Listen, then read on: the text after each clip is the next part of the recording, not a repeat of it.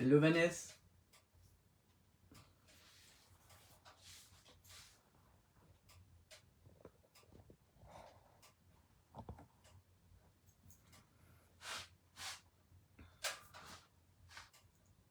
Hello, hello. Bienvenue, merci. Merci d'être là. On va attendre un petit peu pour voir quelles sont les personnes qui vont nous rejoindre.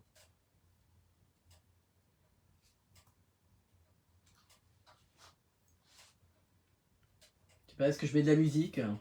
Est-ce que je mets de la musique en attendant? Dis-moi Vanessa.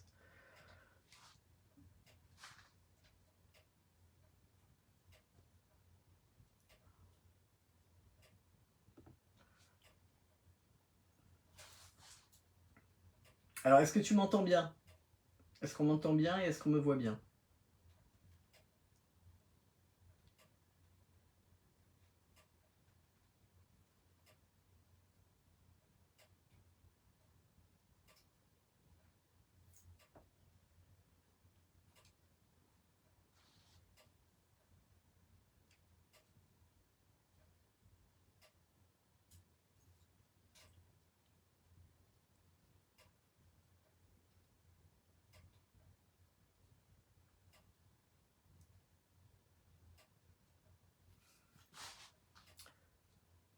Hey, salut Letty.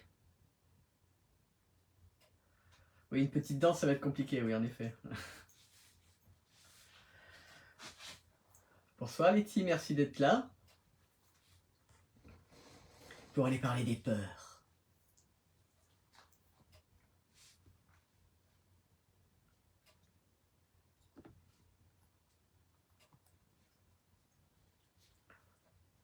On va attendre un petit peu, 2-3 minutes.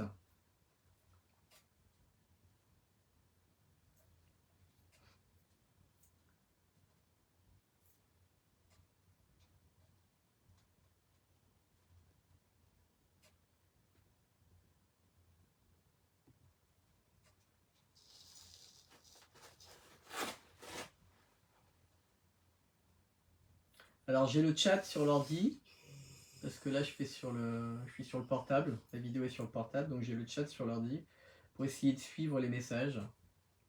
Ils apparaissent aussi sur l'écran, mais comme ça j'ai un double check.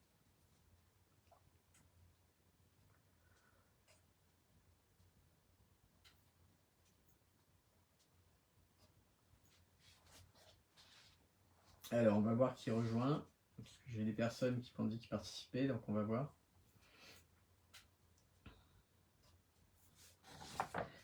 Je vais écrire un message.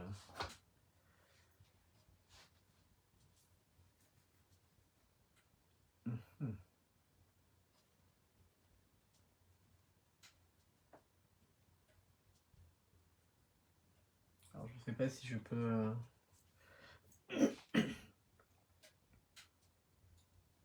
Si je peux écrire un message sur le groupe WhatsApp pour dire que je suis en ligne.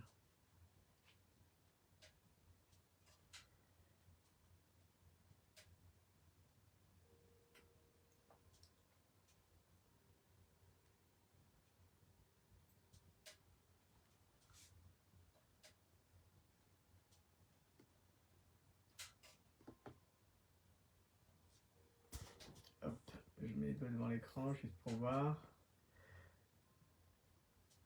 Salut Chris, je viens de voir que tu es là. Bonsoir, ça me fait plaisir que tu rejoignes le live.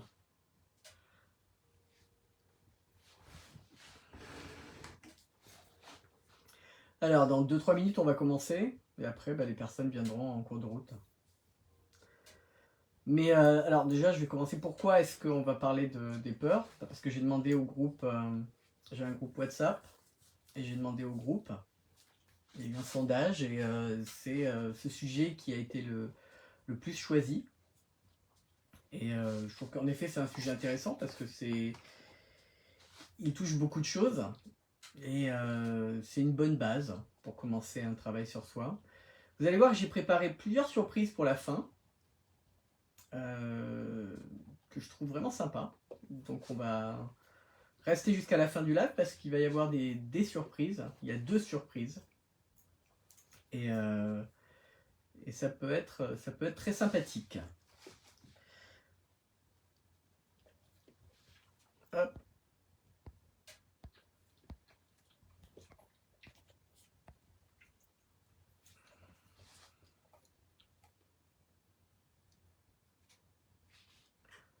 Alors il y a toujours un décalage entre ce que je dis et quand vous le recevez. Mais bon, donc il est 6, on va commencer et puis il y a d'autres personnes qui rejoindront. Et attendez, juste un truc. Hop.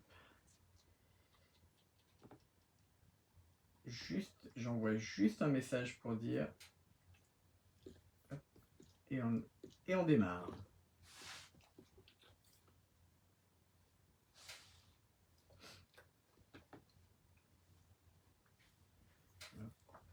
Ça va aller plus vite ici.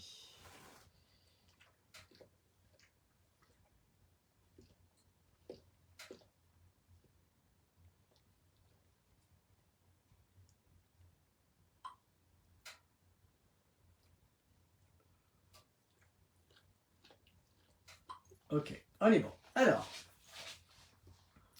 hop, ça y est.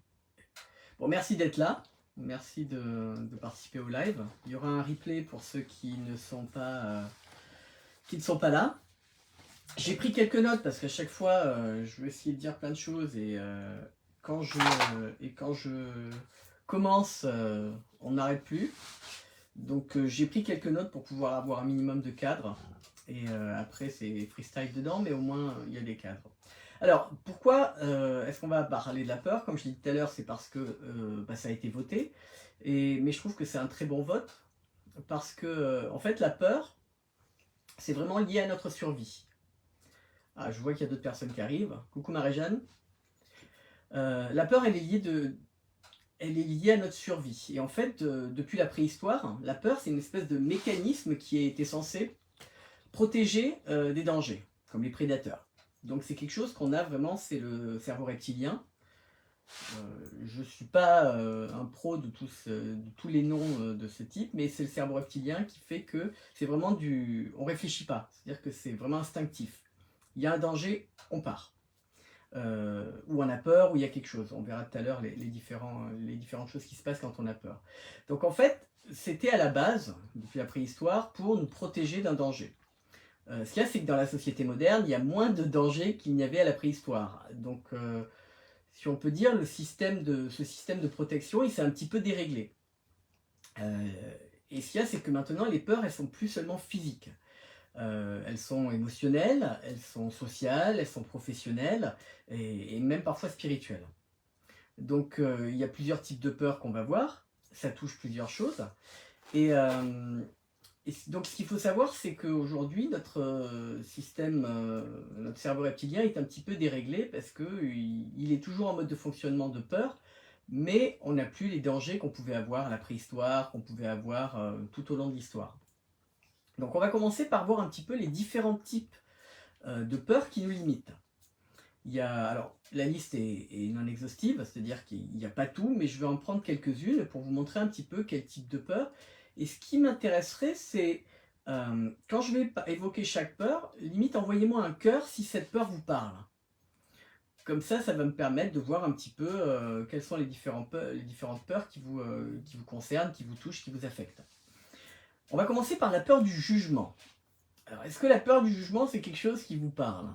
Est-ce que, si oui, mettez un petit cœur, ça va me permettre de voir un petit peu, d'interagir. N'hésitez pas à commenter. Et bonsoir Chris et Corinne. Donc il y a Coco également, il y a Corinne également. Bonsoir à tous les deux. Donc la peur du jugement, est-ce que c'est quelque chose qui vous parle? Est-ce que dans le commentaire, écrivez un cœur dans le commentaire, comme ça va me permettre de voir. La peur du jugement, c'est quoi en fait?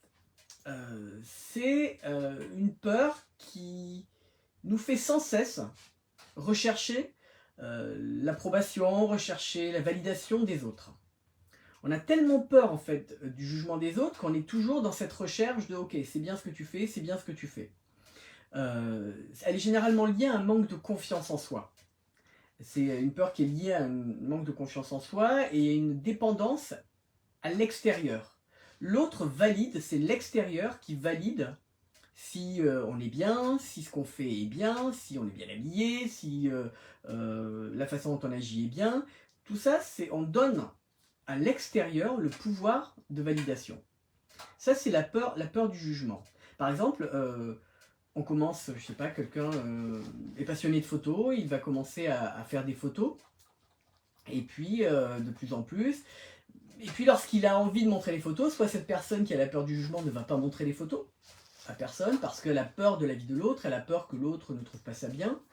Et soit elle va pas les publier, soit c'est vraiment, il y a une espèce de censure, parce que on a peur que l'autre nous juge. Et donc c'est généralement, comme je disais, c'est généralement lié à la confiance en soi. Est-ce que la peur du jugement est quelque chose qui vous parle?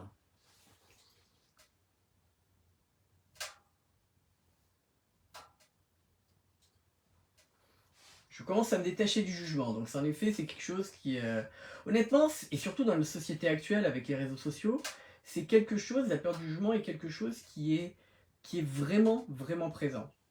Et je sais pas pour les personnes qui, quand j'ai souhaité mes vœux, ou même quand j'ai envoyé la newsletter, j'évoquais qu'en fait 2024 a pour moi été une année où je suis allé regarder beaucoup de choses. Et je me suis posé la question pourquoi j'étais pas présent sur les réseaux sociaux, pourquoi est-ce que j'étais pas, je publiais pas de choses, je faisais pas de live, ce genre de choses. Et quand je suis vraiment allé regarder et que si j'étais vraiment vraiment honnête avec moi, c'est qu'il y avait quelque part cette peur du jugement, la peur de ce que les autres vont pouvoir dire, même si quand je rencontre quelqu'un ou quand je fais des événements en face à face, en présentiel ou les retraites ou peu importe, j'ai pas du tout ce problème-là parce que j'arrive à sentir les personnes, j'arrive à prendre conscience de ce qui se passe et de sentir l'énergie, etc. Alors que c'est vrai que quand on met quelque chose sur les réseaux sociaux, bah, tout à coup on se jette en pâture. Et pour les personnes qui ont cette peur du jugement, c'est quelque chose qui soit on va essayer d'aller dans le sûr, on est sûr que ça va pas affecter, c'est-à-dire qu'on fait pas de vagues, soit on va pas le faire du tout. Et vous voyez, si je suis complètement honnête avec vous, moi, il y avait cette peur du jugement qui faisait que je n'allais pas publier. Alors que, bah, du coup, j'en ai pris conscience, parce que c'est la première chose à faire, prendre conscience, on va voir après. Mais ça, c'est pour tout. Travailler sur soi, il y a deux choses qui sont essentielles. La première chose, c'est prendre la responsabilité de sa vie. Alors ça, vous allez m'entendre souvent le répéter, parce que c'est vraiment une des clés principales. C'est-à-dire se rendre compte quand on est en mode victime, qu'on est en mode victime, et lorsqu'on en prend conscience, c'est tout à coup prendre la responsabilité de ce qui nous arrive, prendre la responsabilité de la vie dans laquelle on est. Si je suis dans ce boulot, c'est parce que qu'il ne me plaît pas, c'est parce que quand même, bah, j'ai pris la décision d'y aller et je prends la décision de ne pas le quitter. Alors il n'y a pas de jugement dans ce que je vous dis, c'est-à-dire que c'est pas bien ou mal, on fait chacun du mieux qu'on peut. Mais ce qui est important à comprendre, c'est que on est responsable de ce qu'on vit, consciemment ou inconsciemment. Mais il faut comprendre la responsabilité. La deuxième chose, c'est d'observer. D'observer parce que ça nous permet de prendre conscience des choses. Lorsqu'on a conscience de quelque chose, on peut agir dessus. Lorsqu'on n'a pas conscience de quelque chose, eh ben ça reste dans l'inconscient et on ne peut rien faire dessus. Donc ce sont les deux clés, vraiment deux clés essentielles à intégrer. Et vous allez, c'est quelque chose que je vais répéter beaucoup. La première chose, sortir du mode victime et prendre vraiment la responsabilité de sa propre vie, de son bonheur, de son malheur. J'ai fait un podcast dessus. N'hésite pas à aller écouter le podcast si tu l'as jamais écouté. Et la deuxième chose, c'est prendre conscience des choses, parce que lorsqu'on en a conscience, on peut agir dessus. Donc c'est vraiment important de prendre conscience de ces deux points. Donc pour le jugement, lorsqu'on a conscience de ce jugement, eh bien, on peut agir dessus. Alors, je vais vous donner 3 éléments clés pour cette peur du jugement.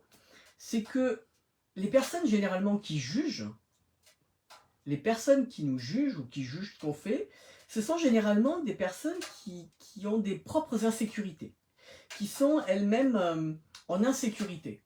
Donc, comme je suis en insécurité, je projette un jugement. Et c'est vraiment quelque chose à garder en tête. le jugement des autres, bah, il est plus lié à leur insécurité qu'à notre propre valeur. Le jugement des... Il y a quelqu'un également qui... Marie-Jeanne commence aussi à se détacher de cette peur. Donc cette peur, vraiment, elle est... Il y a beaucoup de personnes qui l'ont. Donc il faut savoir que la peur, donc la première clé, c'est l'opinion des autres, en fait, le jugement des autres, c'est souvent lié à leurs propres insécurités, c'est plus lié à ça qu'à notre propre valeur. Le deuxième point, la deuxième clé, c'est lorsqu'on arrête de regarder l'approbation des autres, lorsqu'on arrête de regarder la validation des autres, ça nous permet de gagner en liberté. Ça nous permet de gagner en liberté et en authenticité. Lorsqu'on se libère de cette peur, on peut plus être soi-même, on peut plus être authentique. Et pour cette peur, en fait, ce qu'on peut faire pour travailler cette peur, c'est travailler sur la confiance en soi et l'estime de soi. Ça, ce sont des qualités qui nous permettent de nous libérer de la peur du jugement. La deuxième peur, donc est-ce que c'est clair pour vous, la peur du jugement? Les trois clés, la première c'est que le jugement des autres est plus lié à leur insécurité qu'à notre propre valeur. Le deuxième point, c'est que lorsqu'on arrête de chercher à l'extérieur de nous les validations, ça nous permet d'être plus authentique, de gagner en authenticité et de gagner en liberté. Et le troisième point, c'est que plus on va travailler notre estime de soi, plus on va travailler notre confiance en soi, notre confiance en nous, plus on va se détacher. Je sais qui je suis, je sais ce que je vaux, je sais de quoi je suis capable. À partir de là, ce que toi tu penses, c'est pas grave. Si tu me juges, je m'en fous, je sais qui je suis. C'est vraiment se mettre dans une posture de... quand on est vraiment ancré, quand on est vraiment centré, quand on sait vraiment qui on est et ce qu'on veut, ça nous permet complètement de nous libérer du jugement des autres. La deuxième peur, c'est la peur de l'échec. Est-ce que c'est une peur qui vous parle? Est-ce que la peur de l'échec est quelque chose qui vous parle? C'est vraiment une des plus puissantes. C'est une peur qui est vraiment très très forte parce qu'elle empêche beaucoup de prendre des risques, de tenter de nouvelles choses et de sortir de sa zone de confort. Ça c'est une peur qui nous empêche, qui nous bloque beaucoup, la peur de l'échec. Est-ce que c'est quelque chose qui vous parle, la peur de l'échec? Il faut savoir que cette peur, elle est souvent liée à nos croyances limitantes. Pas à nos croyances, mais à nos croyances limitantes. Aux croyances limitantes qu'on a sur notre propre valeur.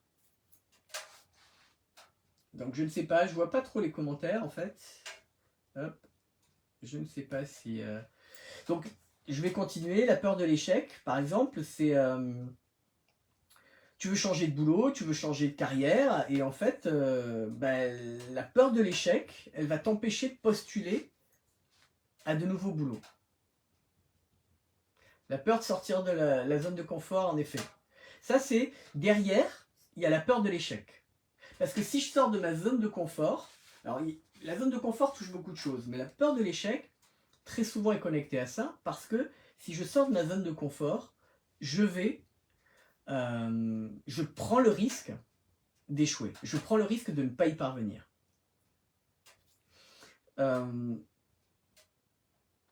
Donc, je disais que par exemple, quelqu'un veut changer de boulot, il veut changer de boulot, et à partir de là, quelqu'un qui a la peur de l'échec ne va pas postuler. Parce qu'il a peur que... finalement ça va pas bien se passer, que le nouveau boulot il va y avoir un échec, etc. Alors pardon. La troisième peur, alors les clés sur ces peurs, sur cette peur-là, sur la peur de l'échec. Il faut savoir que l'échec, en fait, et ça c'est quelque chose que j'avais beaucoup, et j'ai beaucoup travaillé cette peur, parce qu'en fait, il faut comprendre, il faut changer notre perception de l'échec. On entend souvent, c'est pas un échec, c'est une expérience. C'est pas un échec, c'est un enseignement. Mais lorsqu'on a la peur de l'échec, c'est pas du tout comme ça. Notre mental l'a associé à quelque chose qui est par rapport à nous. On n'est pas assez bien, on a échoué, notre valeur à nous-mêmes, elle est basse. Donc en fait, une des clés qu'on peut faire, c'est changer la perspective. Changer notre façon, la connexion que le mental a, que le cerveau a, avec l'échec. Et ça, c'est quelque chose que j'ai beaucoup travaillé. Alors, je ne sais pas si ça vous parle, mais c'est ça. Ce n'est pas un échec, c'est une expérience. Ce n'est pas un échec, c'est une expérience. Et je ne sais plus qui a dit... je ne vais pas dire de bêtises, mais il y a une citation, si quelqu'un la retrouve, qui dit en fait, quelqu'un... Ah, je ne sais plus. Bref, je ne veux pas dire de bêtises, donc je ne vais pas vous dire cette citation. Mais en fait, c'est vraiment ça. C'est prendre conscience que quand on échoue, c'est pas un échec, c'est on découvre une façon dont ce n'est pas possible, une façon qui n'est pas possible, une façon de ne pas faire. Si c'est pour l'ampoule, si quelqu'un se souvient du nom de la personne qui a fait l'ampoule, en fait, c'est lorsqu'on lui avait dit, ben, vous avez fait 99 échecs, ou je sais pas combien d'échecs avant de réussir l'ampoule, et il a dit, en fait, j'ai découvert 99 façons de ne pas faire une ampoule. Et j'avais trouvé ça vraiment bien. C'est juste qu'il ne le prend pas, vous voyez, comment lui ne voit pas les choses comme un échec, mais comme, ok, ça ne se fait pas comme ça, ça ne se fait pas comme ça, ça ne se fait pas comme ça. Et ça change vraiment tout. Donc je vous fais un striptease parce que je commence à avoir chaud. Et ça change vraiment tout lorsqu'on ne perçoit plus, lorsque le mental ne perçoit plus l'échec comme quelque chose de négatif, mais plutôt comme une expérience. J'ai fait cette expérience, ça n'a pas fonctionné, je vais aller faire une autre expérience, ça n'a pas fonctionné, je vais une troisième expérience, jusqu'à ce que je trouve la solution ou eu quelque chose qui me convienne. Donc, changer la perspective est vraiment une grosse clé pour travailler cette peur de l'échec. Il y a également, il faut comprendre que l'échec, pour terminer ça, l'échec c'est vraiment un processus, ça fait partie du processus d'apprentissage. Un enfant qui commence à marcher, il va tomber, se relever, et nous on pourrait le voir, il a échoué à sa tentative de marche, et en fait c'est juste l'apprentissage. Il comprend petit à petit et on apprend. Donc l'échec fait partie du processus d'apprentissage. Ça nous permet d'ajuster nos stratégies, ça nous permet de comprendre ce qui fonctionne et ce qui ne fonctionne pas. Il faut comprendre que cette croyance, la peur de l'échec, elle est souvent liée à la croyance. Derrière, il y a la croyance, ce que je disais tout à l'heure, je ne suis pas assez bon. Si je vais échouer, pourquoi ça sert à quoi d'essayer puisque de toute façon je vais échouer. Mais le je ne suis pas assez bon, c'est vraiment quelque chose qui est souvent connecté à la peur de l'échec. Pour ce qui est de la zone de confort, il faut comprendre que la peur de l'échec, comme tout à l'heure tu disais que la zone de confort est quelque chose qui te parle, Vanessa, ça nous enferme. La peur de l'échec nous enferme dans notre zone de confort. Mais le problème, c'est qu'on se retrouve bloqué. Il y a une métaphore que j'utilise souvent, et ça c'est valable pour toutes les peurs, prenez-la pour toutes les peurs. Souvent on construit, parce qu'on a des peurs, on se construit des murs, on se construit une forteresse, on a sa zone de confort, on a nos croyances, on se crée une espèce de zone de confort, on l'a bien construit. Le problème c'est que on en construit souvent une tellement bonne qu'on n'a pas prévu de porte, on n'a pas prévu de fenêtre et qu'on se retrouve enfermé. Et cette forteresse devient une prison. Donc il est vraiment important, lorsqu'on a conscience des peurs, de ne pas laisser ces peurs nous envahir, mais petit à petit, de mettre en place des choses pour en sortir. Par exemple, la zone de confort, c'est de quoi j'ai peur. Ok, j'ai la peur de l'échec. Alors dans ce cas, ce que je vais faire, c'est que je vais faire une action. Je vais faire quelque chose qui va me permettre, à petite échelle, mais qui va me permettre de casser un petit peu, de faire une ouverture dans cette muraille, de faire une ouverture dans cette forteresse de laquelle je ne peux pas sortir. Donc ça va être, je ne cuisine pas parce que j'ai peur de rater. Un exemple. Eh bien, je vais commencer à faire quelque chose de très simple. Je fais quelque chose de très simple, avec peu d'ingrédients, avec peu de choses, où vraiment j'ai peu de chances d'échouer. Et ça, petit à petit, plus on va comme ça, sortir de sa zone de confort, plus on va comme ça faire des choses, ça va nous permettre, petit à petit, d'envoyer un autre signal au cerveau qui va commencer petit à petit à changer cette croyance de je ne suis pas capable, je ne suis pas assez bon, et ça va aller petit à petit nous sortir de cette peur de l'échec. ah tiens, ça j'ai réussi, ça j'ai réussi, ça j'ai réussi, ça j'ai réussi. Et on augmente petit à petit le niveau de difficulté de ce qu'on essaye de faire. Donc commencez par quelque chose de simple, de très simple. Et commencez par, si vous avez jamais cuisiné, commencez par faire des pâtes. Si vous respectez le temps de cuisson, c'est assez simple. Et généralement, on ne rate pas ça. Et si vous ratez, bah, vous apprenez la fois d'après. Et c'est une expérience, ok, bah, je saurai qu'il faut que je fasse différemment. Donc ça, c'est vraiment la deuxième peur qui est la peur de l'échec. La troisième peur, c'est la peur de l'inconnu. La peur de l'inconnu, souvent, c'est une réaction qui est naturelle face à l'incertitude. C'est souvent une peur qui nous retient quand il s'agit de faire un changement. On évite la peur de l'inconnu est souvent connectée à la peur du changement. Parce que je ne connais pas, ça peut potentiellement être dangereux. Et quel que soit le changement, ça peut être un changement professionnel, émotionnel, personnel, la peur de l'inconnu nous empêche souvent de faire des changements. Parce que le mental, encore une fois, a connecté inconnu à danger. Et vous allez voir, quand on va voir tout à l'heure d'où viennent nos peurs, vous allez voir que c'est souvent connecté à la façon dont on a grandi.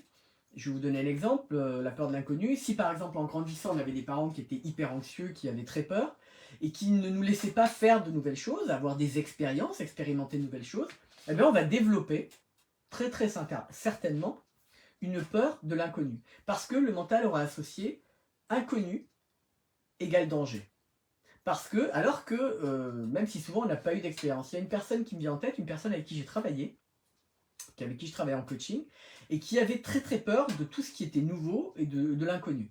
Et lorsqu'on est allé creuser, lorsqu'on a essayé de comprendre, ce qui se passait, c'est qu'en fait, ses parents, elle était fille unique, et ses parents avaient peur de tout.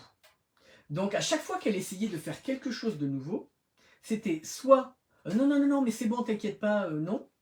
Ne fais pas ça, c'est dangereux, ne fais pas ça, tu peux te faire mal, ne fais pas ça. Donc elle a commencé à associer, son mental a associé inconnu égale danger. Inconnu égale danger.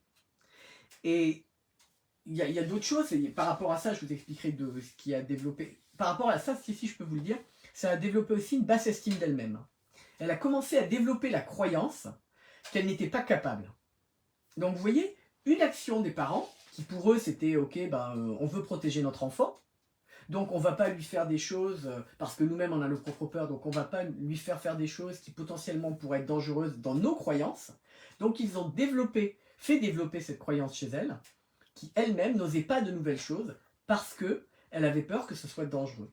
Donc le mental avait associé inconnu égale danger.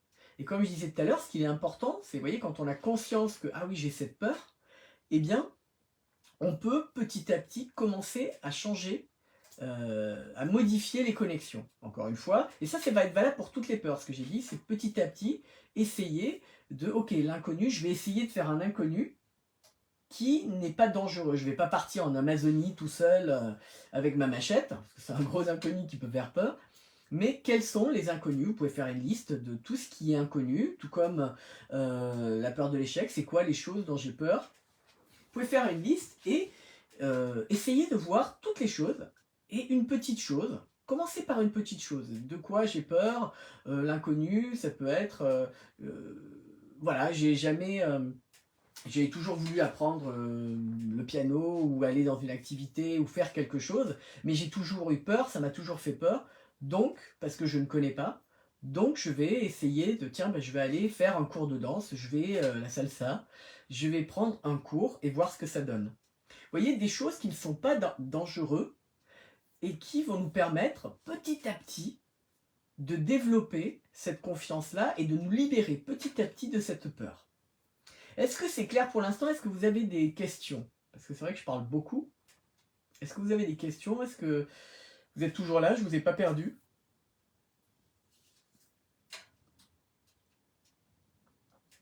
Dites-moi tout.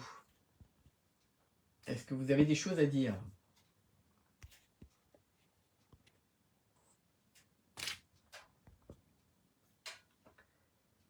Dites-moi, dites-moi.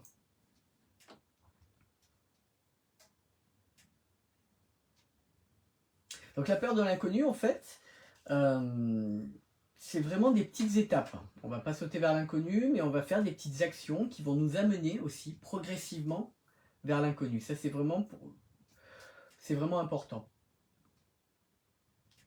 La peur d'aimer, on y viendra, c'est la peur d'intimité, et on va en parler. On va en parler de la peur d'aimer, ce que j'appelle la peur d'intimité. Donc, la peur du changement, vous voyez, c'est une autre peur. Elle est connectée à la peur de l'inconnu. C'est souvent connecté, le mental associe, encore une fois. Les peurs, en fait, c'est que le mental, et pour toutes les peurs, a associé, quelle que soit la peur, à danger. Puisque cette connexion est faite, immédiatement, lorsqu'il y aura peur d'aimer, par exemple, si ton mental a associé amour égale danger, amour égale souffrance, ça va t'amener une peur qui va t'amener un rejet. Donc, le changement, le mental a associé peur, danger à changement, danger à ok, j'ai ma zone de confort, hors de ma zone de confort c'est dangereux. C'est pour ça que c'est petit à petit ouvrir la zone de confort, c'est-à-dire que développer, c'est pas sortir, c'est développer, agrandir notre zone dans laquelle on est confortable. Et ça va nous permettre petit à petit. Mais pour pouvoir le faire, c'est pas quelqu'un qui a peur de... alors il y a des gens qui sont capables de, ok, j'ai la peur, j'ai le vertige, je vais faire un saut à l'élastique, je me pousse, mais tout le monde n'est pas capable de faire ça. Et généralement, il vaut mieux, petit à petit, ouvrir les choses, faire grandir notre zone de confort dans laquelle on se sent à l'aise. Donc, ça c'est valable pour toutes les peurs. Il faut comprendre que ce qui notre mental associe, notre mental a associé amour, peur d'aimer c'est amour, à danger. Changement à danger, inconnu à danger. Il faut comprendre ça et ensuite petit à petit le changer. Vous allez voir, c'est quelque chose que je vais beaucoup répéter. Alors donc la peur du changement, connexion, c'est vraiment quelque chose qui...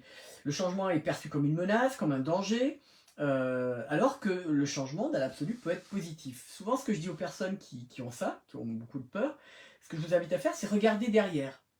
Quelqu'un qui a peur du changement, quelqu'un qui a peur de l'inconnu, si on regarde notre vie derrière, si on regarde tout ce qu'on a pu vivre, l'expérience, eh ben, on se rend compte que de l'inconnu, il y en a eu, et finalement, ça s'est bien passé.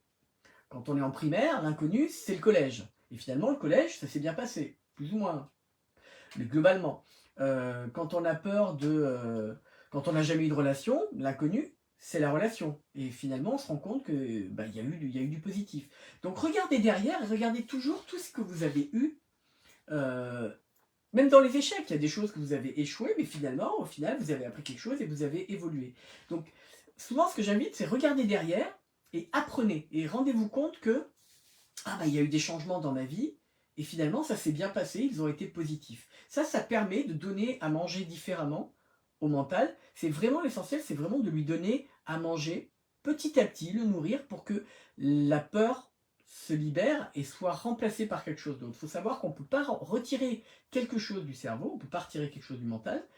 Lorsqu'il a une croyance, lorsqu'il a une peur, il faut lui donner autre chose. On ne peut pas tout à coup dire « Ah ben ça y est, j'ai plus peur du changement, j'ai plus peur de l'inconnu ». Non, c'est petit à petit, en lui donnant autre chose, en lui donnant d'autres expériences positives, en lui donnant d'autres croyances positives, en lui donnant quelque chose qui est autre que ce qu'il a, là on peut mettre en place un changement. Sinon, on peut mettre en place un changement, c'est-à-dire qu'on peut se libérer de la peur, ou on peut vraiment mettre en place quelque chose de nouveau. Donc on ne peut pas retirer quelque chose, on ne retire pas une croyance, on ne retire pas on peut rien retirer, le cerveau n'aime pas le vide, il va garder, donc il faut lui donner quelque chose. C'est souvent pour ça que des personnes, par exemple, qui fument, quand ils arrêtent de fumer, ils remplacent par la nourriture, ils remplacent par les bonbons, ils remplacent par quelque chose.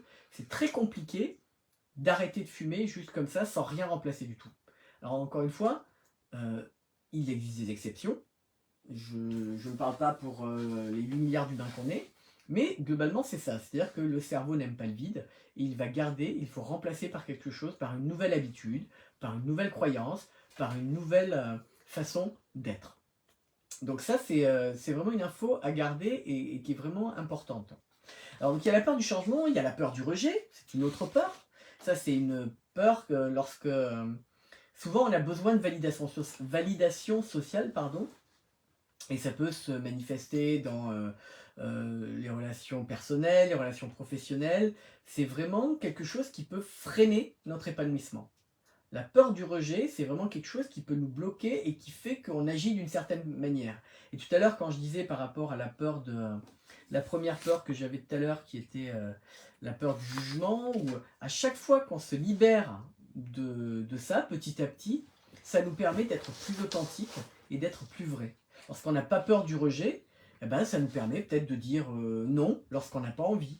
Ça nous permet d'être qui on est vraiment plus facilement. Lorsqu'on a la peur du rejet, tout à coup, on a un radar qui est rejet, rejet, j'ai peur du rejet. C'est pareil pour l'abandon. Et l'abandon, c'est une autre peur également. Et qui, elle, l'abandon, le rejet, vont faire qu'on va devenir plus dépendant affectif. On a tellement peur d'être rejeté, on a tellement peur d'être abandonné, pardon. Ça va faire que on est prêt à tout, à accepter des choses qu'on ne devrait pas, qui ne sont pas bonnes pour nous, parce que on a peur d'être rejeté, parce qu'on a peur d'être abandonné. Et tout à coup, les personnes qui ont cette dépendance affective ont aussi quelque chose qui est le contrôle. Ils ont besoin de contrôle. Parce qu'ils ont tellement peur d'être rejetés, d'être abandonnés, qu'ils ont un besoin de contrôler qui est très fort. Et ils ont la peur. Et parfois, ils dépassent leurs limites. Le problème, c'est que souvent, on attire ce dont on a peur parce que, quelque part, on vibre cette peur et qu'on met on met des situations, on se met dans des situations qui vont provoquer ce dont on a peur. Par exemple, quelqu'un qui a peur d'être abandonné, il va peut-être être jaloux, il va peut-être être toujours dans le contrôle de l'autre, il va peut-être être dans le besoin de savoir, de priver quelque part, de contrôler l'autre, et ce qui va amener chez l'autre un rejet, ce qui va amener chez l'autre une espèce de suffocation. Donc souvent on attire les opposés, quelqu'un qui a, on appelle ça des attachements insécures, va attirer quelqu'un qui est souvent dans un style d'attachement qui est plus, il va se sentir quelqu'un qui va se sentir étouffé. Donc, puisqu'on va comme ça être plus jaloux, plus possessif, plus contrôlant, eh ben, on va amener chez l'autre un besoin d'espace et ça va être trop et on va souvent attirer ce dont on a peur. J'ai peur que l'autre me quitte, donc je suffoque l'autre. Le problème, c'est que parce que je suffoque l'autre, l'autre va me quitter. Donc c'est pour ça qu'on dit souvent, on attire ce dont on a peur. Donc le travail là-dedans, c'est de ne plus être dans cette peur de l'abandon, ou de rejet. C'est vraiment avoir conscience que je sais qui je suis, être plus dans l'autre à son espace. Ce n'est pas parce que l'autre a son espace qu'il va m'abandonner. Donc il y a tout un travail de déconstruction à faire et de changer les croyances. Quand on change la croyance, ça nous permet d'être un peu plus relax, plus authentique, être moins dans je veux attacher l'autre, et plus on attache quelqu'un, plus on essaie d'attacher quelqu'un, plus l'autre va vouloir prendre de la distance. Donc ça c'est... on va parler de la peur de l'intimité. La peur de l'intimité, c'est ça. C'est souvent des personnes qui ont connecté, la peur d'aimer, la peur de l'intimité, c'est souvent des personnes qui ont connecté amour égale danger. Amour égale souffrance. Donc ce sont des personnes qui ont grandi avec peut-être des parents qui se disputaient beaucoup, qui souffraient, un des deux parents souffrait, et l'enfant a assisté à tout ça. Il a vu que, il ou elle, a vu que ça fait mal d'aimer, parce que j'ai vu papa souffrir, j'ai vu maman souffrir, j'ai vu maman pleurer, j'ai vu de la violence, j'ai vu de l'agressivité. Et tout ça fait que le cerveau, en grandissant, a connecté amour égale souffrance, amour égale danger. Et les personnes souvent que je rencontre, avec qui j'ai travaillé, qui ont ça, qui ont ces croyances-là, qui ont développé cette croyance-là, ce sont beaucoup de personnes qui sont célibataires, ou qui ont du mal à rester très longtemps en couple, ou qui ont du mal à avoir un couple équilibré. Et donc ces personnes-là ont développé cette croyance-là. Et ce qu'il y a, c'est que dans une fratrie, par exemple, ce n'est pas parce qu'on a assisté, on est tous différents. Donc dans une fratrie, ça ne veut pas dire que tout le monde va développer la même croyance, tout le monde va développer la même peur. Donc il faut comprendre qu'on est tous différents et qu'une même situation avec des personnes différentes ne va pas avoir la même conséquence, ne va pas développer la même peur. Donc c'est vraiment quelque chose qu'il faut comprendre, ce n'est pas parce que y a 3 frères et sœurs, 4 frères et sœurs, 5, 6, peu importe, que tout le monde a les mêmes blessures, que tout le monde a les mêmes peurs, que tout le monde a les mêmes croyances. On est unique, on a des sensibilités différentes, notre âme est différente, notre énergie est différente, donc notre sensibilité est différente, donc on va plus ou moins développer, chaque frère et sœur vont développer des croyances, des choses. Alors il y a des choses différentes. Alors il y a des choses qui peuvent être communes. Si je peux parler dans ma famille, le point commun qu'on a plus ou moins tous, c'est le contrôle. Ma mère est quelqu'un qui est contrôlant, et on a tous plus ou moins grandi avec ça. On a développé le contrôle, et alors, peut-être chacun pour des raisons différentes. Ça peut être, comme je disais, contrôle parce que la peur du rejet, la peur de l'abandon, contrôle parce que peur du danger, peur du changement, peur de l'inconnu. Ça peut être plein de choses, mais voilà, il peut arriver dans des fratries qu'il y ait quelque chose de commun, mais ce n'est pas obligatoire. Donc peut-être que certains vont développer, s'il y a eu des disputes, s'il y a eu de la souffrance, s'il y a eu tout ça dans l'exemple qu'on a eu, des parents ou des référents, c'est-à-dire que 2 personnes qui s'aimaient, si on a associé amour égale souffrance, à partir de là, le travail va être de déconnecter cette croyance, on disait, cette connexion qu'a fait le mental, et de pouvoir s'en libérer petit à petit. C'est d'aller revoir peut-être ce qui a été, ce que je disais tout à l'heure, aller revoir dans le passé. Ça peut être, oui, mais quand même, j'ai eu de belles relations. Ça peut être mettre l'accent, visualiser des moments, des souvenirs heureux qu'on a eu en couple. Visualiser des choses qui ont été positives dans les relations. Et ça, petit à petit, donc en nourrissant, encore une fois, le mental de ça va nous permettre de modifier, de libérer, de lâcher un peu ces peurs-là. Est-ce que tout va bien? Est-ce que je vous ai pas perdu? Donc ça, c'était le type de peur. C'est pas exhaustif, il y en a d'autres, mais c'est les principales. Est-ce que vous avez des questions? Est-ce que vous voulez boire un verre d'eau? Est-ce que tout va bien? Dites-moi.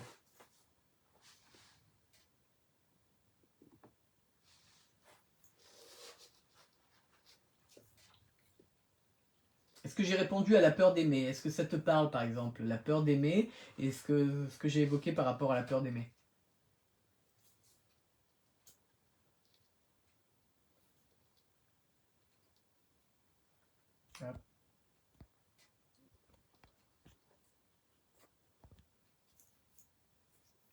Ça parle?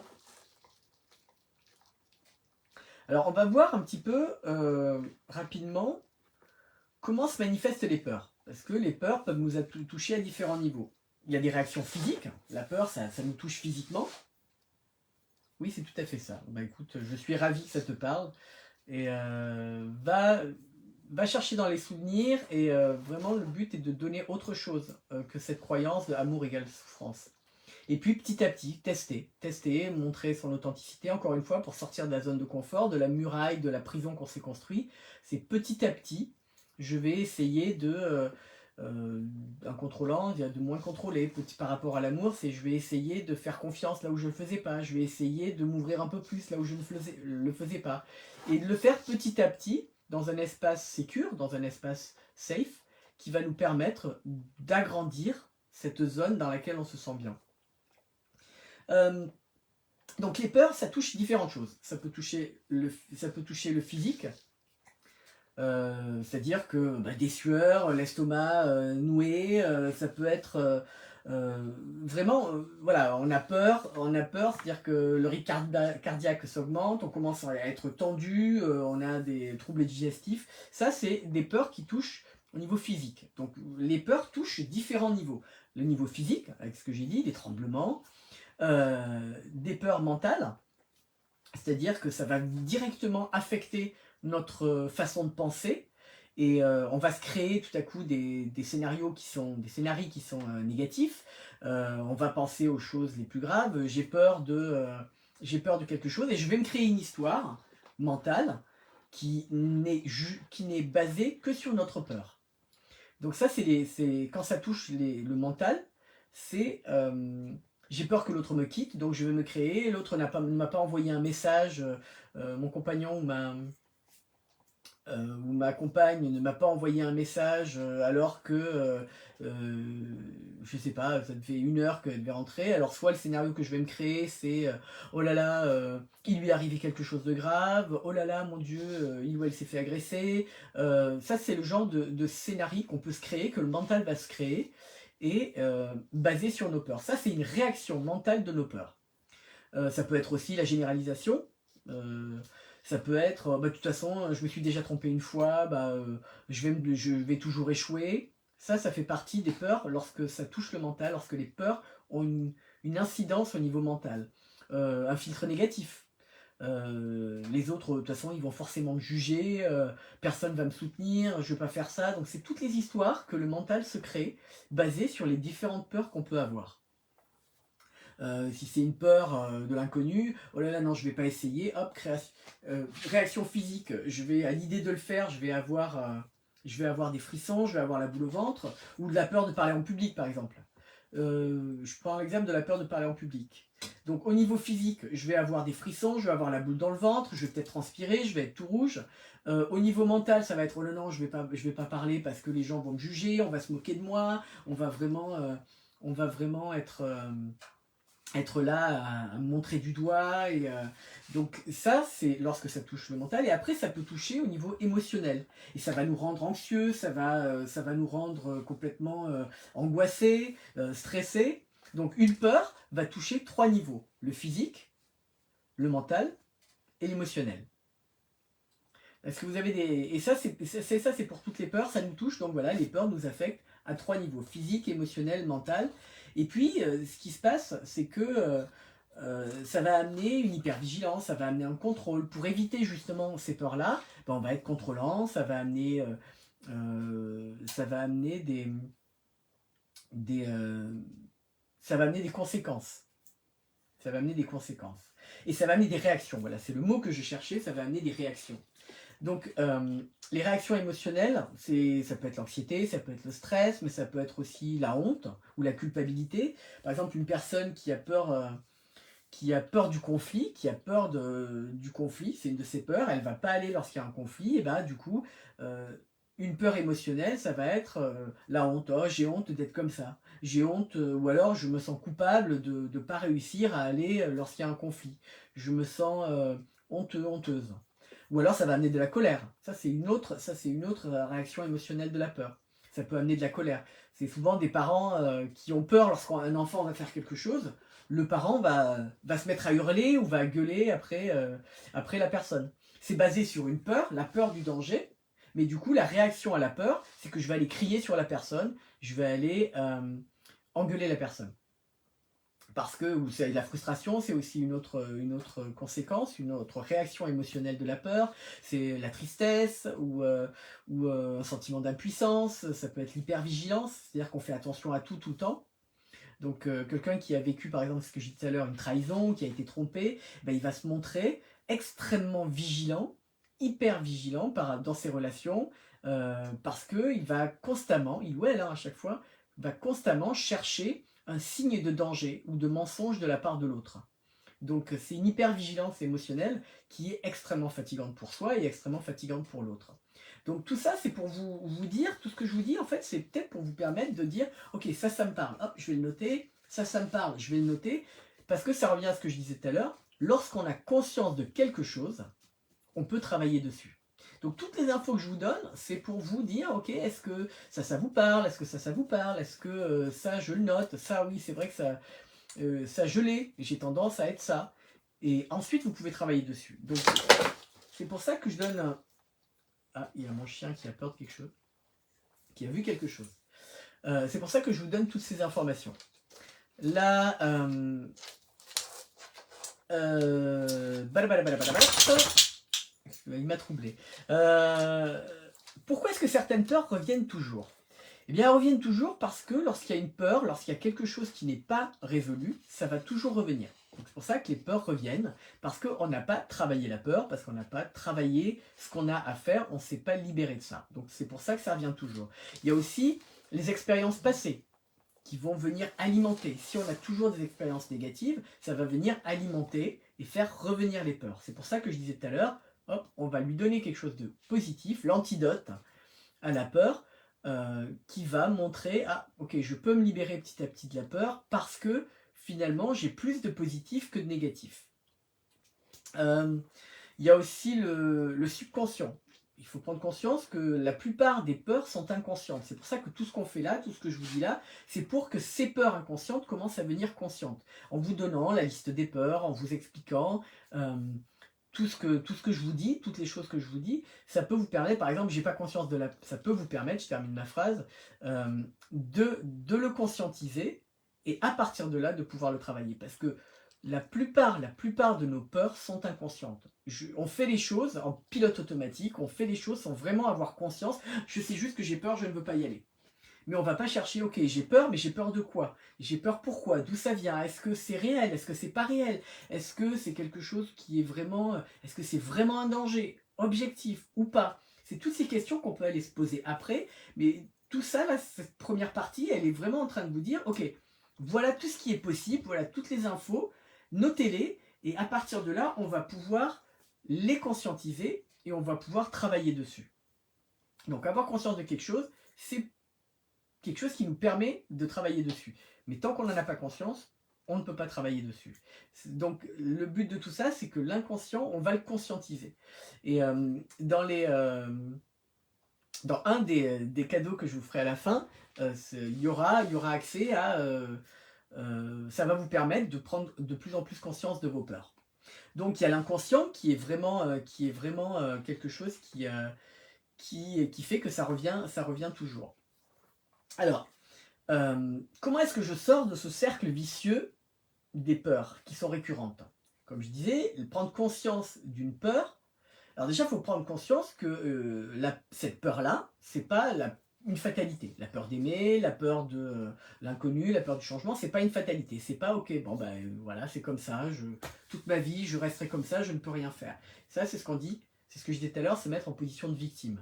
Se mettre en position de prendre la responsabilité de sa vie, c'est ok, bon, j'ai cette peur, je fais quoi? J'en fais quoi maintenant? Moi, j'ai cette peur, elle ne me convient pas, qu'est-ce que j'en fais? Parce que si j'ai cette peur et que je suis très bien avec, par exemple, j'ai peur de sauter en parachute, dans l'absolu, ça ne va pas affecter ma vie, donc je peux ne jamais sauter en parachute.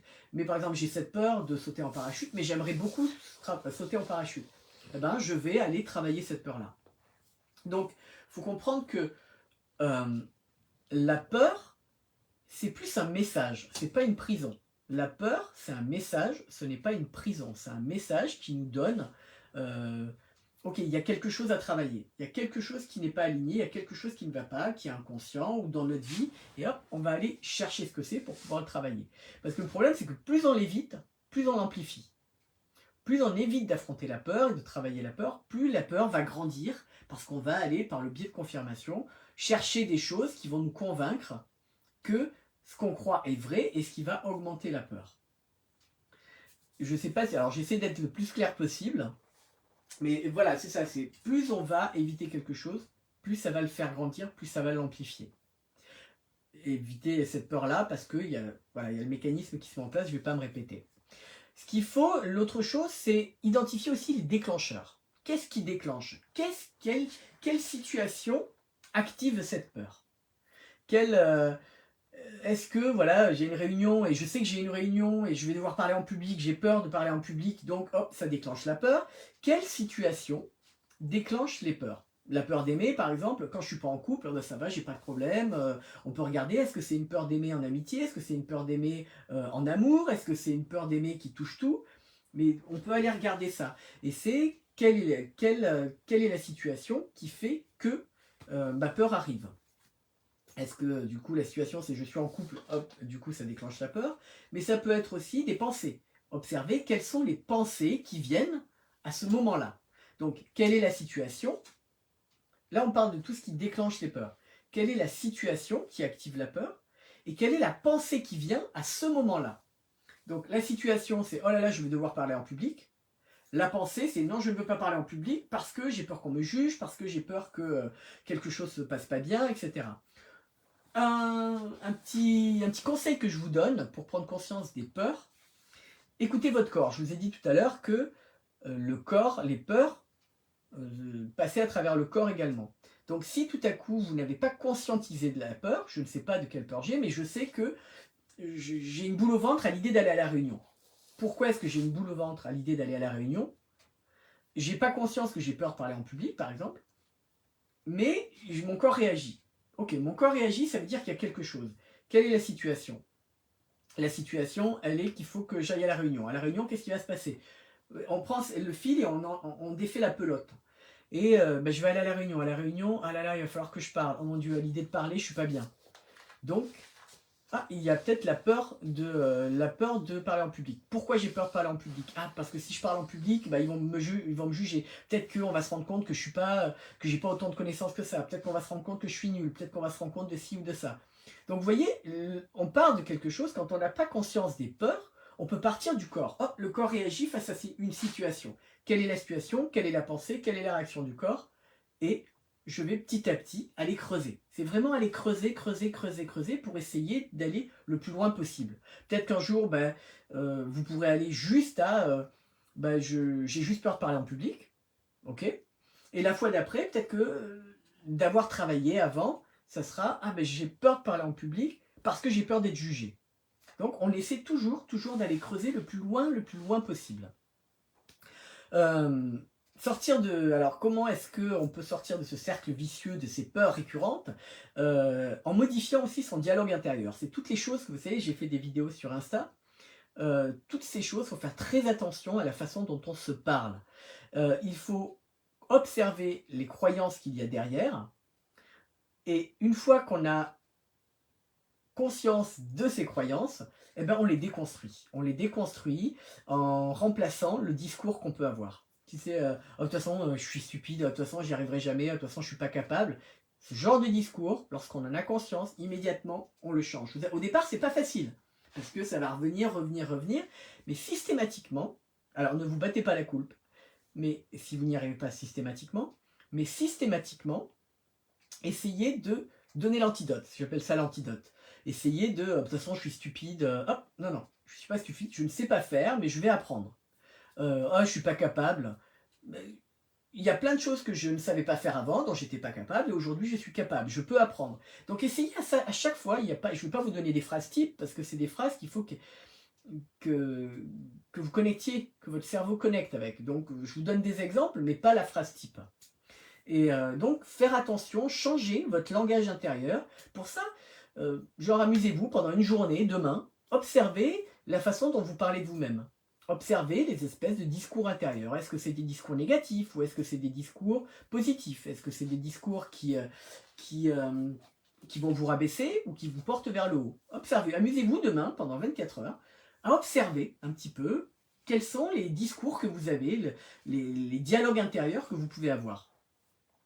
La quatrième chose qui peut vous permettre de sortir de ce cercle vicieux des peurs, c'est de passer à l'action malgré la peur. C'est-à-dire, on ne va pas attendre que la peur disparaisse pour agir, parce qu'elle ne disparaîtra jamais toute seule. Le cerveau n'aime pas, il ne va pas faire sortir quelque chose. Si tout à coup, en agissant, en faisant des petites actions, vous allez voir que petit à petit, passer à l'action malgré la peur, en faisant des petites actions, ça va permettre de développer et de se sentir plus à l'aise et de pouvoir libérer et de sortir de ce cercle vicieux de la peur. Donc donnez-vous des petits défis progressifs, petit à petit, des petits pas qui vont affronter une peur en douceur. Donc vraiment, et puis ça va faire agrandir. Donc ça, ce sont vraiment 4 points qui vont vous aider à sortir de ce cercle vicieux des peurs qui reviennent systématiquement. Alors, je vais aborder rapidement les racines de nos peurs. D'où elles viennent, nos peurs? Pourquoi est-ce qu'on a peur? J'en ai parlé un petit peu tout à l'heure en disant que, par rapport à la peur d'aimer, ça vient de l'enfance. La plupart de nos croyances, la plupart de nos peurs, c'est de 0 à 7 ans. En fait, on se construit, on est une éponge. et on prend. Donc, les peurs, souvent, les peurs qu'on a viennent de l'éducation qu'on a eue et des croyances familiales. Comme je disais tout à l'heure avec la cliente que j'ai eue, qui avait plein de peurs parce que ses parents avaient plein de peurs. Donc, elle avait peur de ça parce que ses parents ne la laissaient pas faire. Donc, elle a développé comme ça énormément de peurs sur ça c'est dangereux, ça c'est inconnu, je ne fais pas, ça change, c'est dangereux. Et ses parents, en croyant la protéger, ont développé chez elle une peur et elle s'est retrouvée bloquée quand on a commencé à travailler ensemble. C'était vraiment très très compliqué de faire quelque chose de nouveau. C'était très très compliqué. Ah, bonjour Sébastien, salut Seb. Salut Sébastien. On a quelqu'un qui, je vois un message. Donc on développe comme ça les messages qu'on a reçus en grandissant, eh bien, influencent énormément notre relation à la peur. Donc si un enfant grandit dans un, comme ma cliente, dans un environnement où il y a attention, danger, peur, etc., et les parents l'enfant entend et ressent également la peur du parent, donc si on grandit dans ça, on va développer plus de peur. La peur du danger.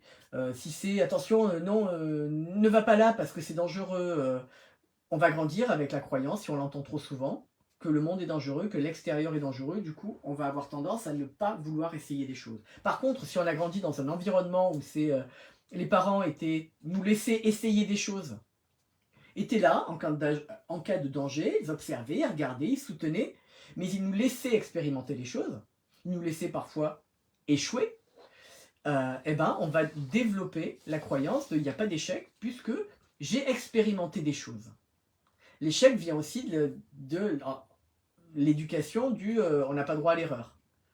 Si on n'a pas droit à l'erreur, on va développer cette espèce de peur de l'échec.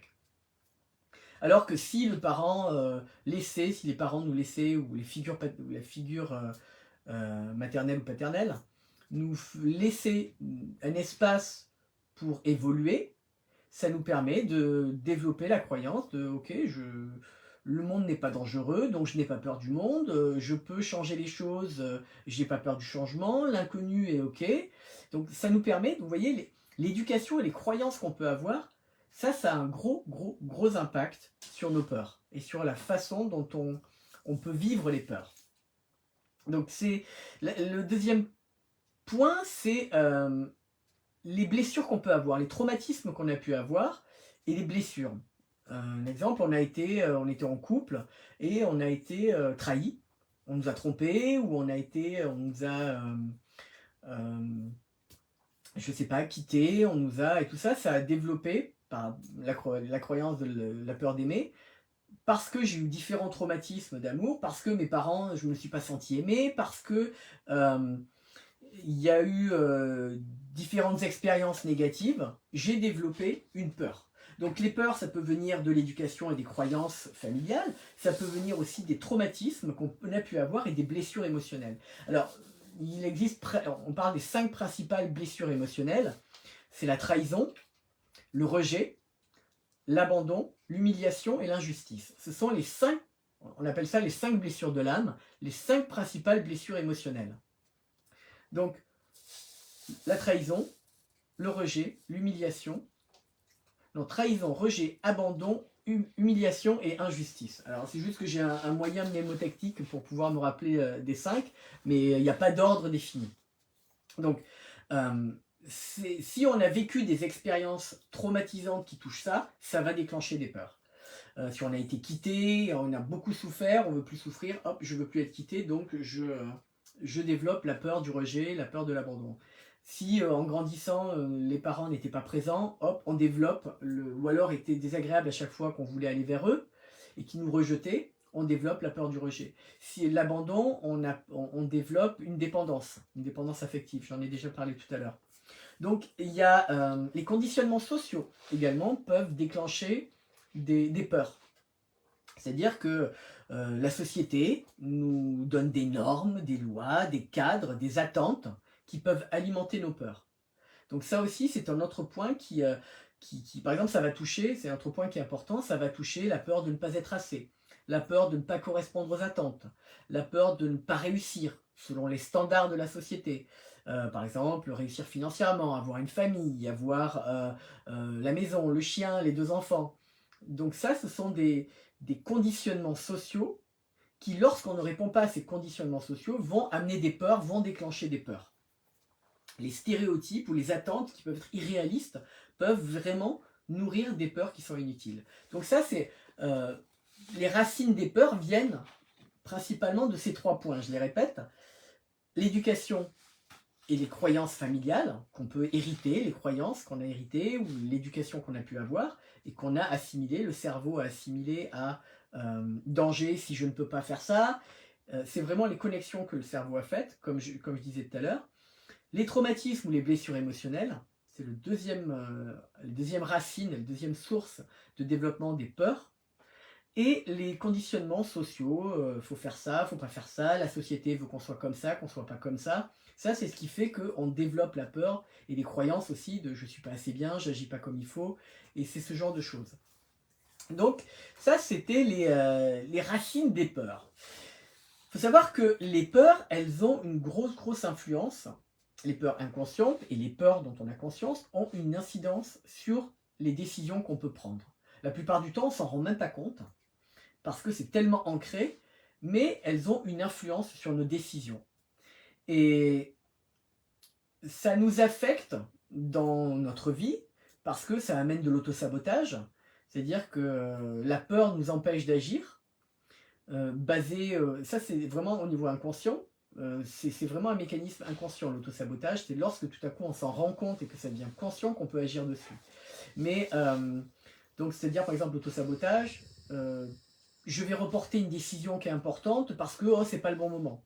Ou alors je vais créer une excuse, ben j'ai pas le temps, ou j'ai pas assez d'argent, ou j'ai pas l'énergie pour ça, ou ça va nous permettre, parce qu'on a peur, d'éviter de prendre une décision ou de faire quelque chose qui nous fait peur.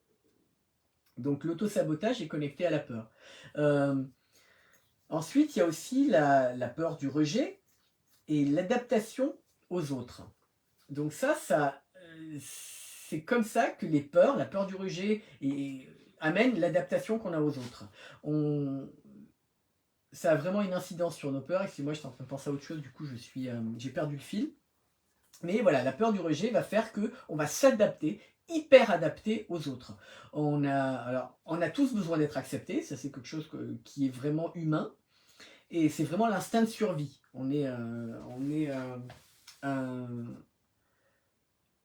est des êtres sociaux, voilà ce que je cherchais, donc on a vraiment besoin de se sentir appartenir à un groupe, on a besoin d'appartenance, et on a tellement peur de ne pas être d'être rejeté, qu'on va s'adapter. On va s'adapter à ce qu'on voit, on va s'adapter à la société, on va s'adapter à l'école pour être accepté par les copains, on va s'adapter à la personne avec qui on est parce qu'on ne veut pas qu'elle nous rejette, on va s'adapter au travail parce qu'on ne veut pas être viré, donc on va vraiment s'adapter parce qu'on a besoin d'être accepté. Donc ça peut être les exemples que je vous ai donnés, mais c'est vraiment prendre conscience que cette peur, la peur du rejet, comme je parlais, a vraiment une incidence sur les décisions qu'on peut prendre. Je ne vais pas faire ça parce que j'ai peur que. Je ne vais pas faire ça parce que j'ai peur que. Donc ça a vraiment ça touche vraiment quelque chose de très très profond en nous.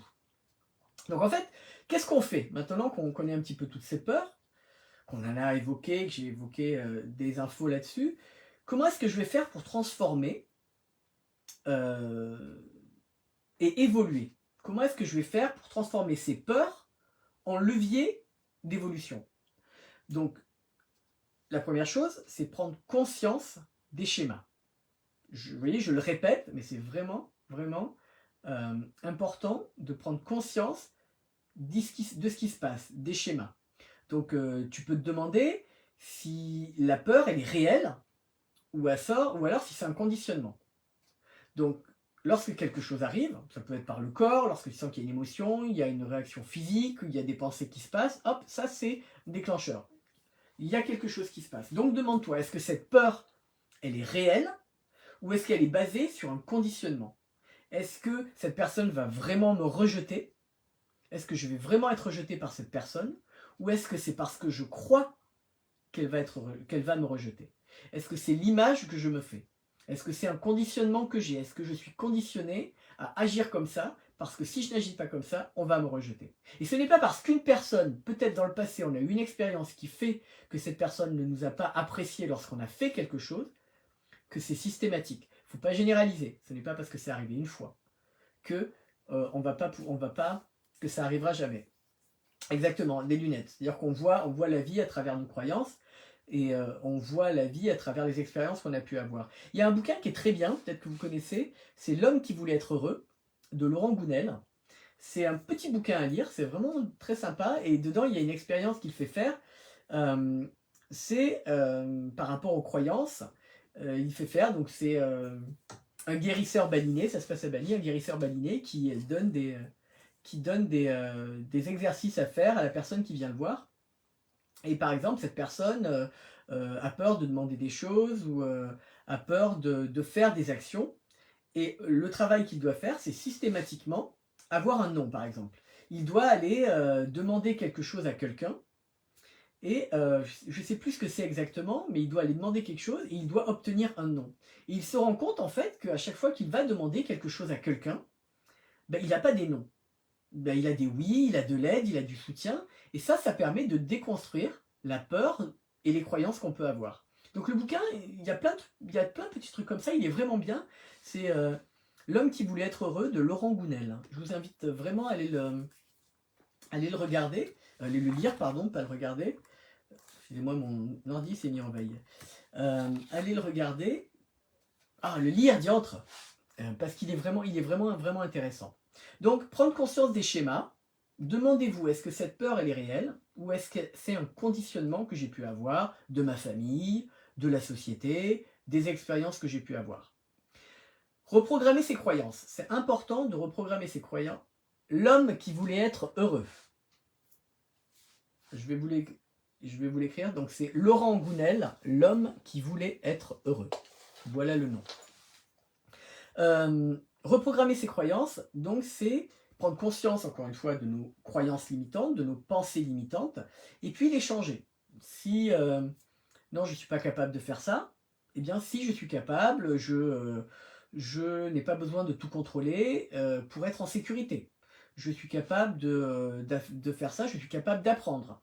Je peux avancer même sans tout maîtriser.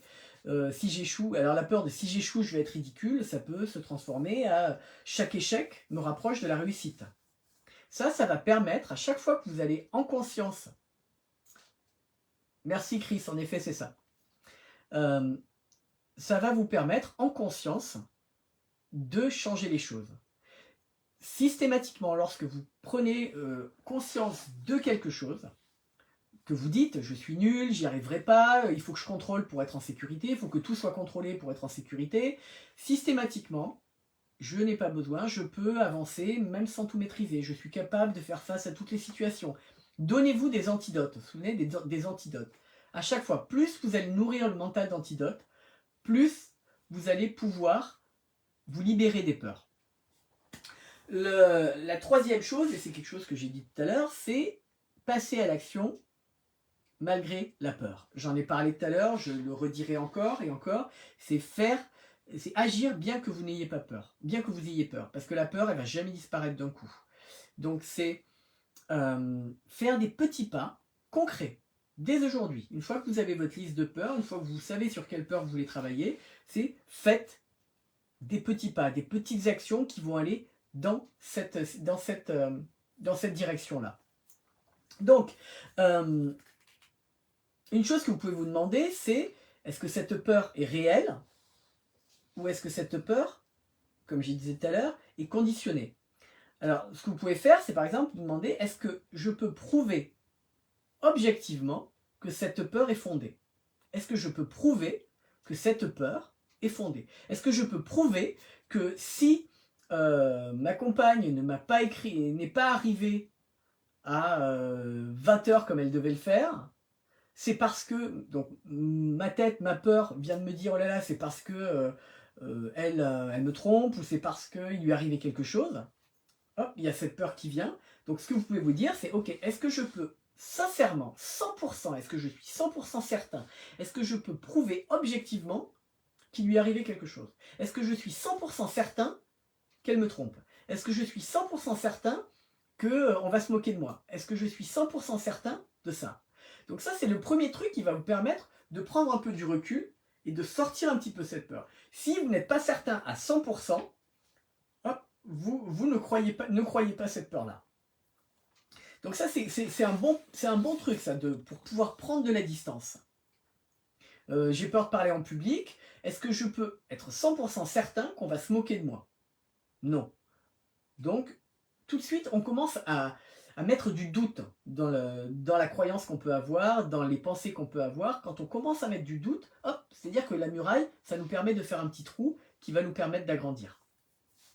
Donc, la deuxième question que vous pouvez vous dire, la première, c'est est-ce que je peux prouver, est-ce que je suis 100% certain que cette peur est réelle? La deuxième chose que vous pouvez vous dire, est-ce que d'autres personnes ont surmonté cette peur? Parce que ça va vous permettre de essayer de trouver des exemples de personnes qui ont surmonté cette peur. Est-ce que je connais des personnes ou est-ce que il y a des personnes qui avaient peur de parler en public et qui ont surmonté cette peur? Donc ça va vous permettre de la réduire, de vous rendre compte qu'elle n'est pas insurmontable. Si d'autres y sont parvenus, je peux y arriver. Donc ça va vous permettre vraiment de relativiser, de vous aider à relativiser cette peur. L'autre moyen, l'autre question que vous pouvez vous poser, je reprends. La première, c'est est-ce que je peux prouver à 100%, est-ce que je suis à 100% certain que cette peur est réelle, que cette peur existe, elle est fondée, que cette pensée, que cette peur est fondée. La deuxième, est-ce que d'autres personnes ont surmonté cette peur? La troisième, c'est si mon meilleur ami ou ma meilleure amie avait cette peur, qu'est-ce que je lui dirais? Si j'ai quelqu'un qui venait me voir en ayant cette peur, en me disant ça, qu'est-ce que je lui dirais? Ça permet souvent d'imaginer, ça nous permet de sortir, de prendre du recul, d'être en perspective, de mettre en perspective les choses et de se dire, ok, si c'était mon meilleur ami ou ma meilleure amie qui venait me raconter ça, qui venait me dire cette peur-là, partager la peur, ouais, on va me juger si je parle en public, je reprends cet exemple, qu'est-ce que je lui dirais? Ça permet tout à coup de sortir de l'irrationnel, parce que la peur est vraiment dans l'irrationnel, et d'essayer de revenir dans le rationnel. Ce n'est plus moi qui suis concerné, c'est quelqu'un d'autre. Et automatiquement, on commence à être un peu plus objectif. Donc, si mon ou ma meilleure amie avait cette peur, ou avait cette pensée, ou avait cette croyance, qu'est-ce que je lui dirais? Ça, c'est vraiment 3 points qui peuvent vraiment vous aider à surmonter les peurs. Est-ce que vous avez des questions? Est-ce que vous avez des questions? On a presque fini. Et après, je vous dirai les cadeaux. Et après, vous me direz, vous, un petit peu des questions. On pourra parler des sujets. On pourra échanger davantage.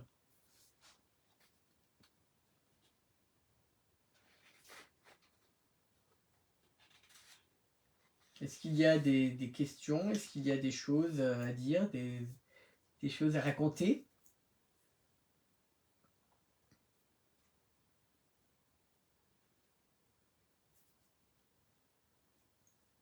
Ça passe trop vite, c'est bien. Et c'est vrai que je parle beaucoup. C'est vrai que je parle beaucoup. Et bon, je suis tout seul, hein, dans l'absolu. Mais c'est vrai que je donne beaucoup d'informations. J'essaie de vous donner le plus de choses possible. Et c'est pour ça qu'après, il y a le cadeau qui va vous aider un petit peu.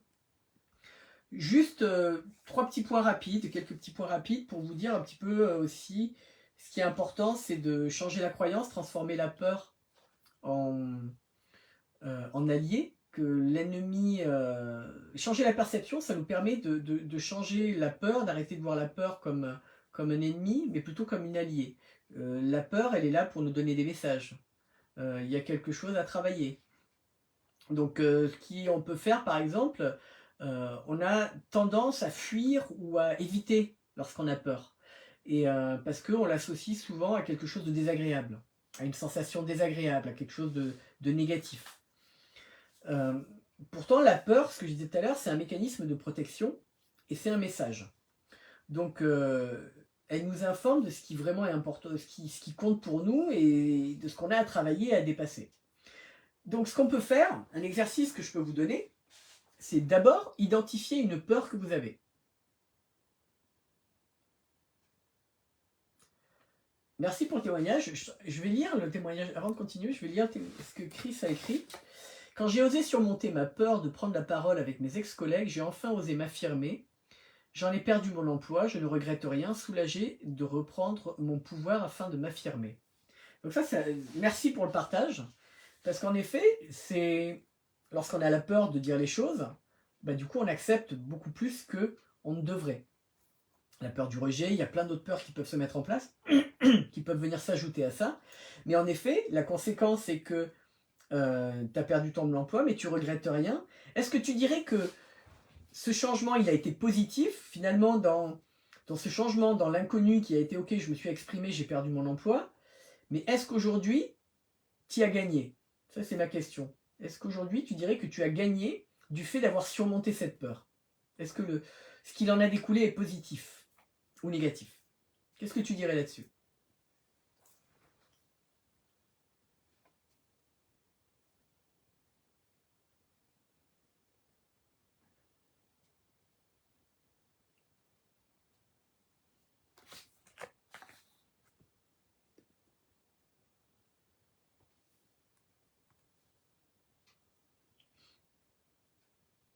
Ah, il y a vraiment un décalage.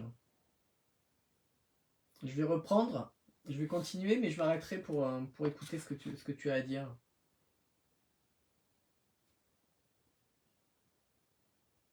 Je me sens plus fort. Donc tu dirais que ça a été positif. Donc tu as dépassé la peur et aujourd'hui tu as gagné quelque chose. Donc ça c'est vraiment bravo. Bravo. Bravo, pareil, à toutes les personnes qui ont conscience des peurs et qui essayent de les dépasser. C'est jamais facile de travailler sur soi, c'est jamais facile de dépasser les peurs ou de changer une croyance, mais c'est possible. Et c'est ça qui est important, c'est-à-dire que rien n'est jamais définitif. Je reviens sur l'exercice que je vous donnais par rapport à la peur. Ce que vous pouvez faire, c'est identifier une peur que vous avez. Notez cette peur. Notez cette peur, identifiez la peur que vous avez, puis notez ce qu'elle vous empêche de faire. J'ai peur de m'exprimer en public, donc je m'efface beaucoup, je ne suis jamais présent, donc ça m'empêche d'exprimer ce que j'ai à dire, ça m'empêche de... Donc, 1, identifiez une peur que vous avez. 2, notez ce que cette peur vous empêche de faire. 3, reformuler cette peur comme une opportunité. Ça permet de réécrire la signification de la peur. 1, identifier la peur que vous avez. 2, notez ce que cette peur vous empêche de faire. 3, reformuler la peur comme une opportunité. Par exemple, j'ai peur de parler en public, donc je vais le changer en disant, ça veut dire que c'est important pour moi de m'exprimer et de bien m'exprimer et d'être entendu. Donc cette peur, elle va me montrer un désir caché que j'ai. Je reprends, j'ai peur de m'exprimer en public, donc ça veut dire que je suis quelqu'un qui a besoin de bien m'exprimer, qui a envie de bien m'exprimer, qui veut être entendu. Donc cette peur, elle va me montrer un désir caché d'être entendu, de m'exprimer, de bien m'exprimer, que je peux développer. Essayez de trouver ce qu'il y a derrière pour prendre conscience de la chose positive qu'il y a derrière. Donc ça, c'est un exercice que vous pouvez faire.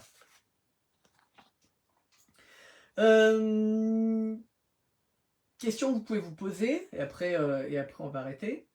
La question que vous pouvez vous poser, c'est que cherche à me dire cette peur? Ça, c'est des questions qui vont vous permettre de travailler les peurs. Donc, que cherche à me dire cette peur? Qu'est-ce qu'elle veut me dire, cette peur? Qu'est-ce qu'il y a derrière cette peur? Est-ce que cette peur, elle est rationnelle ou est-ce qu'elle est irrationnelle? Est-ce que, ça revient sur ce qu'on disait tout à l'heure, est-ce que objectivement, il y a vraiment cette peur? Est-ce que est-ce qu'on va m'attaquer? Est-ce qu'un dinosaure va m'attaquer? Est-ce qu'un mammouth? Est-ce que vraiment c'est rationnel ou est-ce que c'est irrationnel? Est-ce qu'il n'y a vraiment rien de rationnel dans cette peur-là? D'où vient cette peur? Que cherche à me dire cette peur? Première question. Deuxième question, est-ce que cette peur, elle est rationnelle ou irrationnelle? Troisième question, d'où vient cette peur? Est-ce que c'est une expérience passée? Est-ce que c'est une croyance limitante? Est-ce que ça vient de mon éducation? Est-ce que c'est un conditionnement que je peux avoir? D'où vient cette peur? Et la dernière question, que se passerait-il si je dépassais cette peur? Et je vais ajouter comment je me sentirais si j'arrivais à dépasser cette peur. Chris a partagé qu'il se sentait beaucoup plus fort, qu'il se sentait plus fort. Je reprends les questions. Que cherche à me dire cette peur? Est-ce que c'est une peur rationnelle ou irrationnelle? D'où vient cette peur? Est-ce que c'est l'expérience qui est passée? Est-ce que c'est une croyance de la famille? Est-ce que c'est une croyance limitante? Est-ce que c'est un conditionnement? D'où elle vient? Et qu'est-ce qui se passerait si j'arrivais à dépasser cette peur? Et comment je me sentirais si j'arrivais à dépasser cette peur? Ça, c'est les questions que vous pouvez vous poser, des petits exercices. Voilà un petit peu ce que je voulais vous dire sur... vous verrez qu'il y a d'autres choses. Alors les cadeaux, je vous l'ai dit avant qu'on arrive à poser les questions et tout et tout. Les cadeaux, il y en a deux. Le premier cadeau, c'est... Vous allez avoir, comme la dernière fois, des notes avec des exercices. Donc, c'est-à-dire que pour les personnes qui sont intéressées, n'hésitez pas...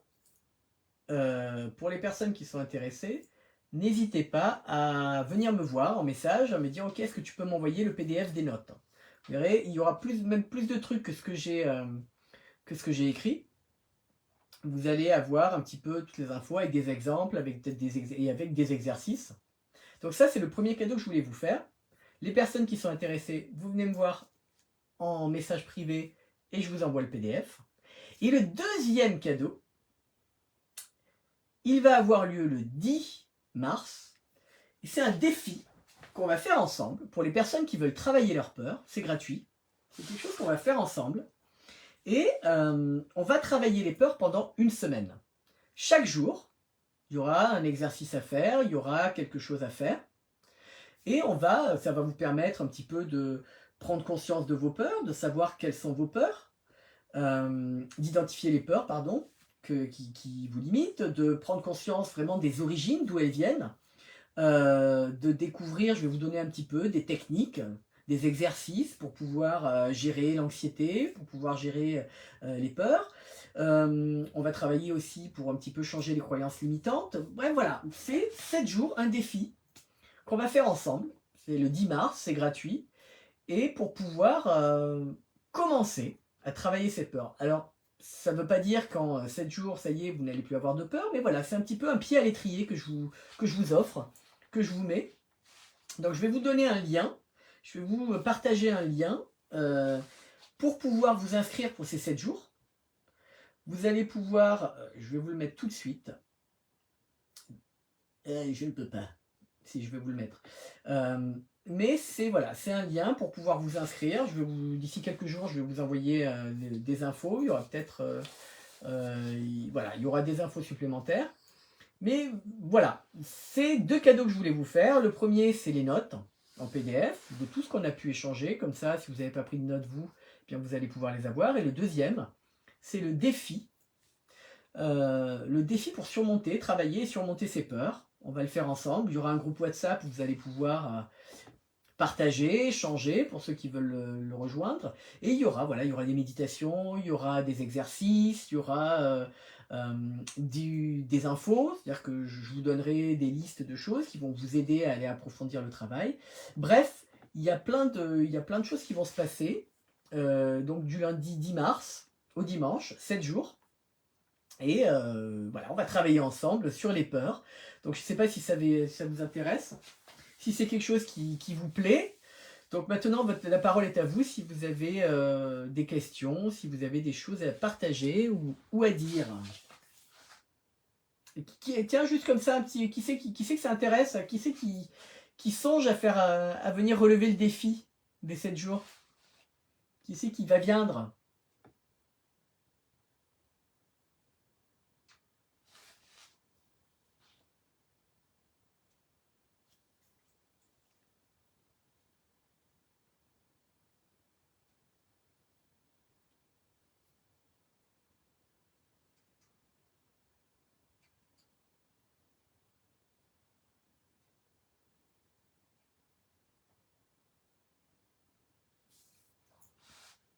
Bon, il y a vraiment un gros délai de... Il y a vraiment un gros délai. Donc, voilà. J'espère vous avoir un petit peu... donné des infos sur les peurs, sur d'où elles viennent, quel type de peur on peut avoir, comment on peut faire pour les travailler. On va aller approfondir ça dans les un peu plus approfondir dans les 7 le défi pour ceux et celles qui veulent le rejoindre. Vous êtes les bienvenus.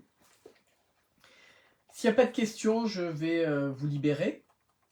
Je vais vous libérer et avec grand plaisir, on pourra échanger à nouveau sur une autre thématique. J'espère vous avoir éclairé, fait sortir de quelques peurs inconscientes dans le conscient. Et puis, ben voilà quoi. Je vous souhaite une belle soirée. Je vous dis à très bientôt. Il existe le groupe pour être informé de tout ce qui se passe, pour pouvoir voter pour les sujets, etc. Il existe le groupe WhatsApp. Cette vidéo, elle va être disponible en replay sur Facebook, mais également sur YouTube. Je vais la mettre également sur YouTube. Comme ça, les personnes qui le souhaitent pourront le voir, pourront la voir.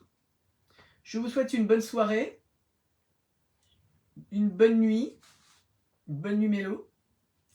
Et je vous dis à très bientôt. Merci d'avoir participé et merci de regarder à nouveau le live.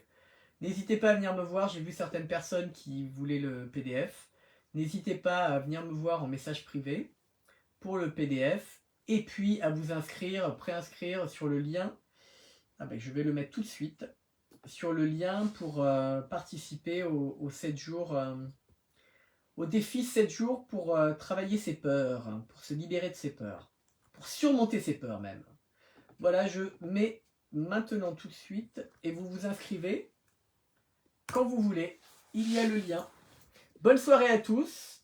Merci encore d'être venus. Merci pour votre confiance. Et puis je vous dis à la prochaine. Ciao, ciao.